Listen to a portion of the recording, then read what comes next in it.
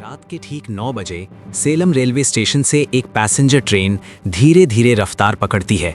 नाम है 11066 सेलम चेन्नई एक्सप्रेस।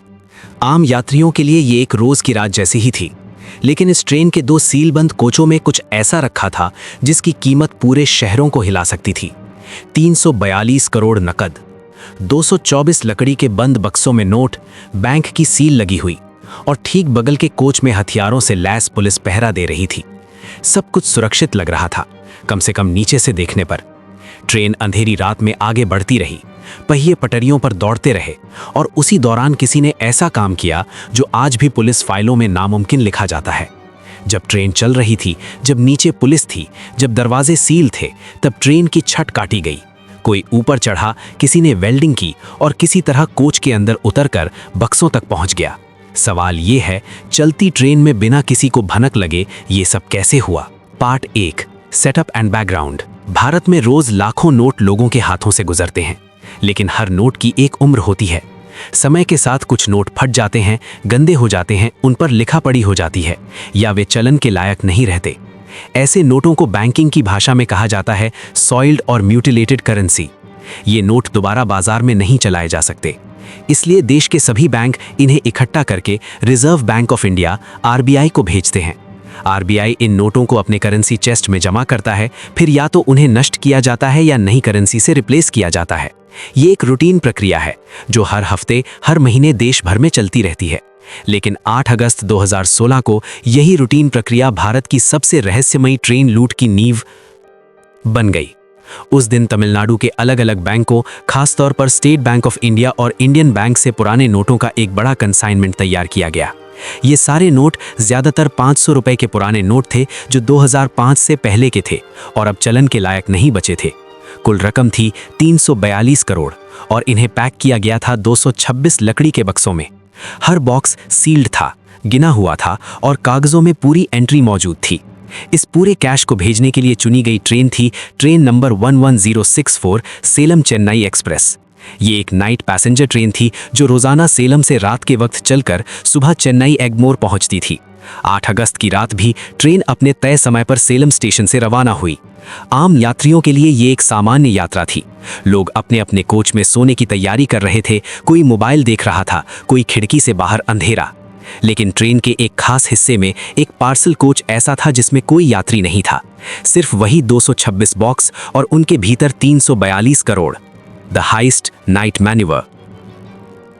8 अगस्त 2016 की रात घड़ी लगभग 9:30 का वक्त दिखा रही थी जब सेलम चेन्नई एग्मोर एक्सप्रेस धीरे धीरे सेलम स्टेशन से आगे बढ़ी। प्लेटफॉर्म पीछे छूट रहा था, इंजन की आवाज तेज हो चुकी थी और ट्रेन अपनी तय रफ्तार पकड़ चुकी थी। इससे कुछ देर पहले ही 226 लकड़ी के बक्से पार्सल कोच में लोड किए जा चुके थे। हर बॉक्स सील्ड था, हर नंबर दर्ज था। पास के कोचों में आरपीएफ के जवान और एक स्पेशल सुपरवाइजरी टीम तैनात थी। बाहर से देखने पर सब कुछ बिल्कुल कंट्रोल में लग रहा था, लेकिन यही वो पल था जब कहानी का दूसरा चेहरा जिंदा होने लगा। ट्रेन जैसे जैसे चन्ना सेलम की तरफ बढ़ी, इलाका बदलने लगा। रोशनी कम होती गई, स्टेशन छोटे होते गए और फिर आया वो स्ट्रेच, चन्ना सेलम से वृद्धाचलम। जैसे ही ट्रेन इस हिस्से में दाखिल हुई, एक बेहद अहम बदलाव हुआ। ऊपर से इलेक्ट्रिक ओवरहेड वायर गायब हो गए। अब ट्रेन पूरी तरह डीजल इंजन पर थी। रफ्तार थोड़ी कम, आवाज भारी और आसपास लगभग सन्नाटा। और इसी सन्नाटे में ट्रेन की छत पर कुछ परछाइयां उभरी। करीब 5 से 6 लोग पहले से प्लान के मुताबिक चलती ट्रेन की छत पर आ चुके थे। चेहरे ढके हुए, कपड़े साधारण, लेकिन हर मूवमेंट में आत्मविश्वास। ये कोई पहली बार नहीं कर रहे थे। ट्रेन की तेज हवा, लोहे की छत और नीचे दौड़ते पहिए, सब उनके लिए कैलकुलेट किया हुआ था। वे सीधे उस हिस्से पर पहुंचे जहां नीचे पार्सल कोच था, वही कोच जिसमें 342 करोड़ रखे थे। अब शुरू हुआ असली खेल। एक आदमी ने बैग से गैस कटर निकाला। नीली पीली लौ अंधेरे में चमकी। ट्रेन की आवाज इतनी तेज थी कि धातु कटने की हल्की सी चीख उसमें दब कर रह गई। धीरे धीरे, बेहद सावधानी से छत पर लगभग 2.5 फीट का चौकोर छेद काटा जाने लगा। पसीना बह रहा था, ट्रेन हिल रही थी, लेकिन हाथ नहीं कांप रहे थे। हर सेकंड की कीमत थी, क्योंकि वृद्धाचलम ज्यादा दूर नहीं था और उसके बाद इलेक्ट्रिक सेक्शन शुरू हो जाता। कुछ ही मिनटों में छेद तैयार था। 2 लोग रस्सी के सहारे नीचे उतरे। अंदर का नजारा बिल्कुल अलग था। अंधेरा, गर्म हवा, लकड़ी के बक्सों की कतारें। ना कोई खिड़की, ना कोई आवाज, बस बक्सों पर लगी सरकारी सीलें और नंबर। उन्हें अंदाजा था कि किस बॉक्स में कितना पैसा है। ये कोई अंदाजा नहीं, ये इनसाइड लेवल प्लानिंग थी। उन्होंने सीधी बॉक्स नंबर 20 को टारगेट किया। सील तोड़ी गई, ढक्कन खुला, अंदर 500 रुपए के नोटों की गड्डियां। गिनती पहले से पता थी, 80,000 नोट गुना 500 इज इक्वल टू 4 करोड़ रुपए। बिना समय गवाए गड्डियां कपड़े में लपेटी गईं। इसके बाद अगला निशाना था बॉक्स नंबर 2016। यहां थे 35,000। Inside job. सिक्योरिटी स्टाफ से घंटों पूछताछ हुई। आरपीएफ जवान, सुपरवाइजर्स, लोडिंग स्टाफ, सब पर शक किया गया, लेकिन किसी के खिलाफ कोई ठोस सबूत नहीं मिला। ना पैसा, ना कॉल रिकॉर्ड, ना suspicious movement. Theory 2, local gang. Tamil Nadu के पुराने क्रिमिनल नेटवर्क्स को खंगाला गया, लेकिन छत काटकर चलती ट्रेन में घुसने जैसी एक्सपर्टीज किसी लोकल गैंग के प्रोफाइल से मैच नहीं कर रही थी। Theory 3, professional heist crew. Interstate angle पर काम हुआ, लेकिन भारत में moving train roof cut robbery का कोई मिसाल ही नहीं थी। 2016 के आखिर तक ये साफ हो गया कि ये केस धीरे धीरे कोल्ड केस बनता जा रहा है। तभी 11 अगस्त 2016 को केस को क्राइम ब्रांच सीबीसीआईडी तमिलनाडु को सौंप दिया गया। नई टीम, नया नेतृत्व। एडीएसपी सेंथिल कुमारन को ओवरऑल इन्वेस्टिगेशन हेड बनाया गया और डीएसपी कृष्णन को फील्ड ऑपरेशन की जिम्मेदारी दी गई।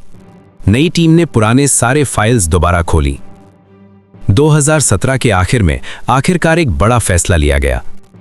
फॉरेंसिक ओनली अप्रोच फेल हो चुकी थी, अब जांच का रास्ता बदला गया।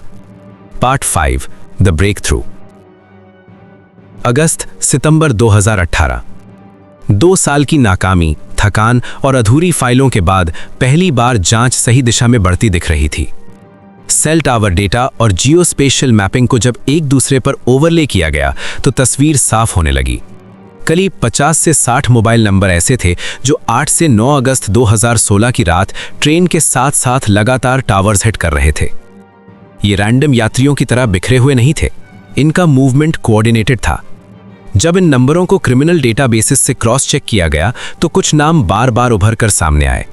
एक कॉमन लिंक पारदी कम्युनिटी और लोकेशन रतलाम और गुना, मध्य प्रदेश। नाम सामने आने लगे। दिनेश बाने सिंह पारदी 38, रोहन पारदी 29, दोनों रतलाम से। फिर पी रुसी पारदी, एस कलिया पारदी, कृष्ण पी, महेश पारदी, गुना बेल्ट से। एक एसोसिएट ब्रजमोहन। ये पहली बार था जब इन्वेस्टिगेटर्स के पास सिर्फ ज्योग्राफी नहीं, फेसेस और नेम्स भी थे। और जैसे जैसे प्रोफाइल खुलती गई, एक और नाम हर लाइन के बीच चमकने लगा। एक ऐसा नाम जिसे सुनते ही पुराने अफसर चुप हो जाते थे, मोहर सिंह। जांच में सामने आया कि यह सिर्फ कोई लोकल हैंडलर नहीं, बल्कि चंबल वैली का कुख्यात डकैत था। जन्म करीब 1926 से 27, जिसके नाम पर 600 से ज्यादा केस और 450 से ज्यादा हावाकाय के आरोप दर्ज रहे। फिर आया 13 अक्टूबर 2018, वो दिन जिसने कहानी पलट दी। सीबीसीआईडी ने चेन्नई में दिनेश पारदी और रोहन पारदी को गिरफ्तार किया। गिरफ्तारी के बाद उनसे लगातार 2 दिन से भी ज्यादा पूछताछ हुई।